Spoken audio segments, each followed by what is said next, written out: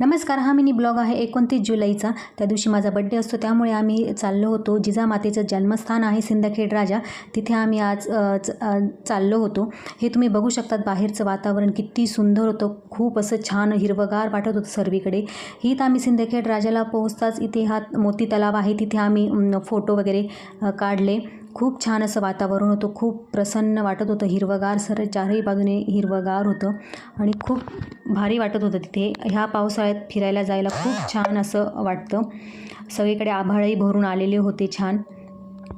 याच्या अगोदरही मी जिजामातांचं जन्मस्थान आहे तिथे 1-2 वेळा गेलेलो होतो, पण हे जे आहे मोती तलाव म्हणून इथे मी फर्स्ट टाईमच जात आहे, हे पहिल्यांदाच बघत आहे।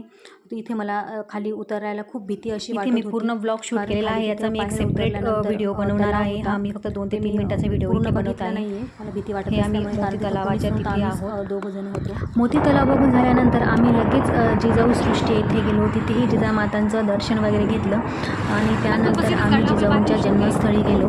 तिथे तुम्ही बघू शकता, अतिशय सुंदर, तिथेही खूप हिरवगार असं छान वाटत होतं। आता इथे आम्ही जिजामातांच्या, मला तर मोती तलावाच्या तिथे जे बांधकाम केलेलं आहे, तो किल्ला वगैरे आहे, ते बघून तर मला एवढा धक्का बसला, म्हणजे एवढं छान होतं ते, आपण विचारही करू शकत नाही की इतक्या छान प्रकारे ते बांधलेलं होतं की अक्षरशः मी म्हणजे विचारच करत बसले की कसं केलं असेल हे।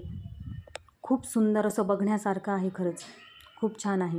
हे आहे जिजाऊ मातेंचं जन्मस्थान, बघू शकतात तुम्ही। इथे जिजामाता आणि शिवाजी महाराजांची प्रतिकृती आहे, इथे जिजामातांचा जन्म झालेला आहे। हे ती रूम आहे।